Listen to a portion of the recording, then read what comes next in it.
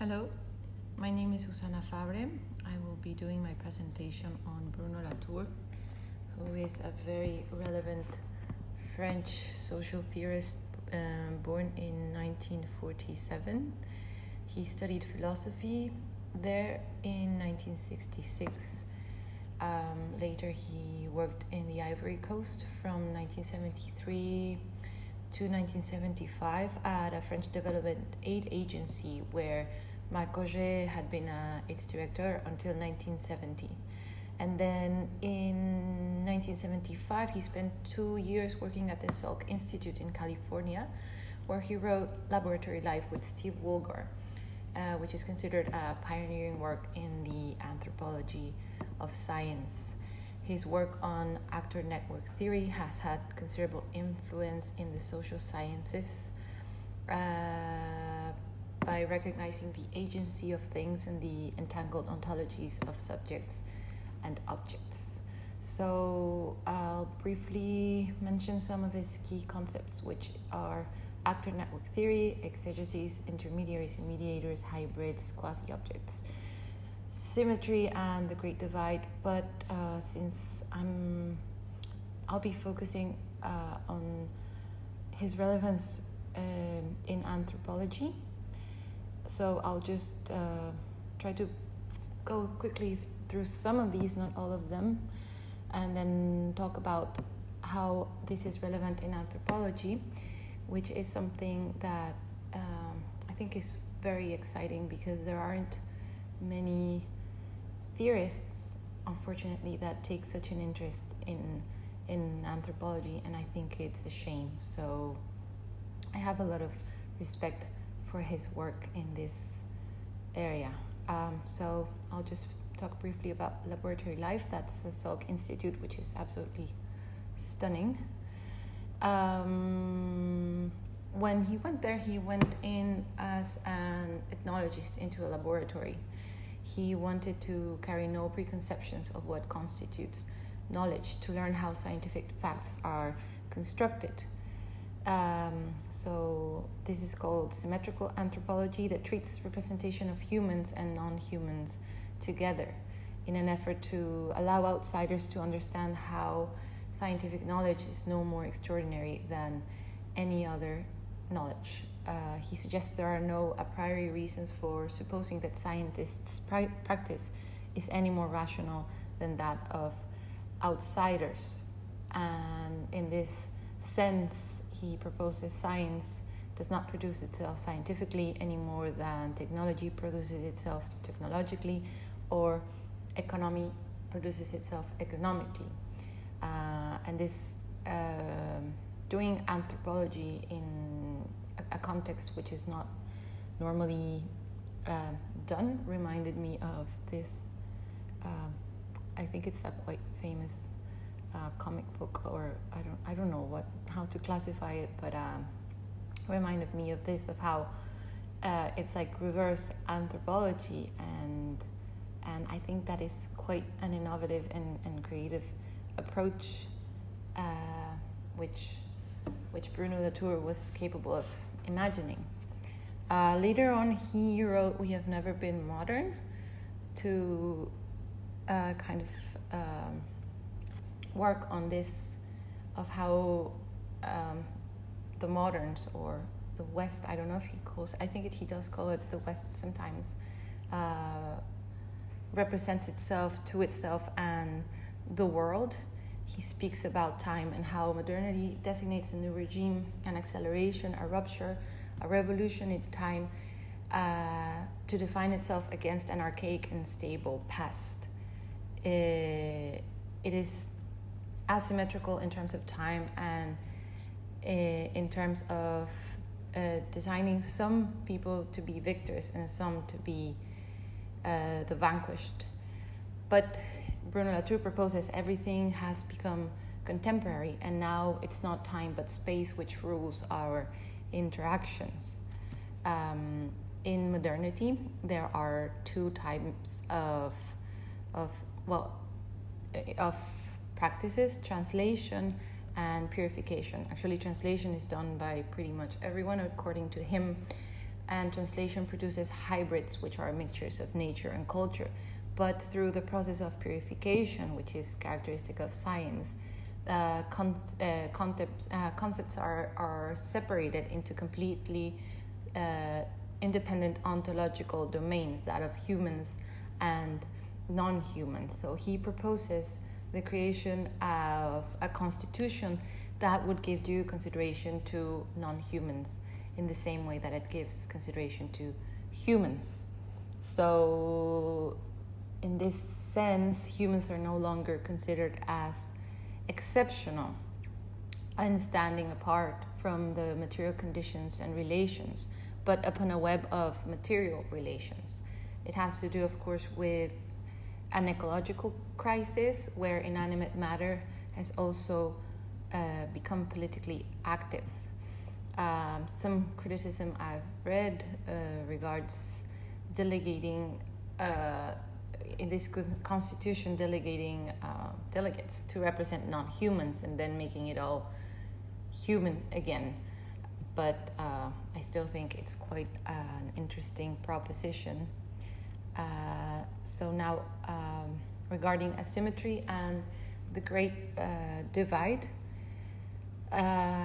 he proposes nature and society are closely intertwined. By the great divide, he says, is meant the summary of all the accusation processes that are made from within scientific networks against their outside, because moderns have had to think of themselves as absolutely different between themselves and non-humans, but also between themselves and others. It is a knowledge based on a complete asymmetry between the science and other beliefs, which leads us now to actor network theory. The last picture was the work of, I just forgot her name. She's an amazing artist who will be in the references. She makes art out of fishing nets. And she's done some installations in major cities, and they're absolutely stunning. This is one in movement that I thought was good for our presentation. So in actor network theory, he speaks of actants, which are able to express independent agency or don't just sit there, as Bruno Latour says. In this network, there are intermediary and mediators. Intermediaries just transport meaning without transforming it, and mediators are capable of transforming and translating. As an example of intermediaries, he gives the example of a computer, and an example of a mediator, he gives a banal conversation that can become a chain of transformations. However, he emphasizes actor network theory is not an empty claim about objects doing things instead of human actors, but that any social science should begin by a thorough exploration of who and what participates in a social action. However, later on, we see that a network is not made of nylon thread, which makes my image completely inappropriate, but I thought it would be good chronologically to put it. But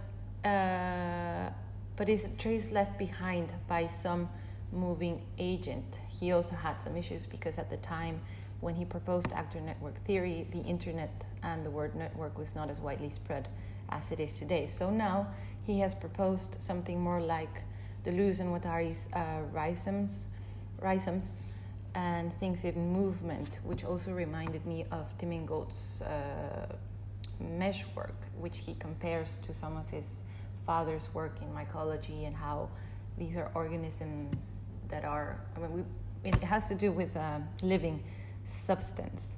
Bruno Latour wrote a paper on recalling actor network theory, although he says it's not as easy. He can't recall it like any piece of defective furniture IKEA would recall. So now he tries to explain the things that didn't go right, how the concept of actor is an issue, and network is an issue, and theory is an issue, and even the hyphen is an issue. So he proposes it's not actually a theory, but a method or a way to travel from one spot to the next. Now I will finally go into anthropology, and what Bruno Latour proposes is to build a common world. So now I will just put this image here, which is the common world in 1492 with Columbus meeting the others. And the contemporary common world is something more like this or like this, and actually more like this. So now we are suddenly forced to cohabitate in a proximity that has never been seen in the history of humanity, which is why I believe his theory is especially relevant. So I spoke a bit about this before, about space and time.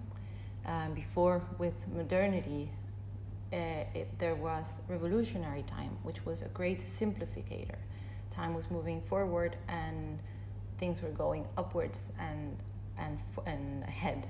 But now we are living in the cohabitation time, which is a great complicator, and which has made space the main ordering principle. So now the questions are not, are you going to disappear soon? But there is a whole new set of questions, which is basically, can we cohabitate with you? However, Bruno Latour still considers that anthropologists are happily asymmetrical and should make broader claims. He particularly criticizes, for example, Marc Roger. He says that when he was working in the Ivory Coast, he made large claims about the culture that he was studying. However, when he went back to his own culture in Paris, he didn't dare to go beyond the periphery and spoke of graffiti in the metro or smaller, more specific things. So he calls on anthropologists to have the courage of making broader claims and helping construct this common world. So now I will finish with this quote that I think is quite nice, and I'll read it as Bruno Latour wrote it. He says, "While philosophy as a field was totally dependent on the concept of modernity, it appeared to me that anthropology could be an entry into the contemporary, precisely because it took ontology seriously at last, not as symbolic representation, not as those beliefs left on the wrong side of the modernizing frontier, but as life and death struggle to have the right to stand in one's own time and place." I consider this is an amazing quote, and I think he's giving anthropology the importance that it should have had in the past, and that I think should have in the future, and in its unparalleled set of tools in the construction of this common world, which I think everyone can agree on we have to build. So that is the end of my presentation. Thank you for watching and for listening.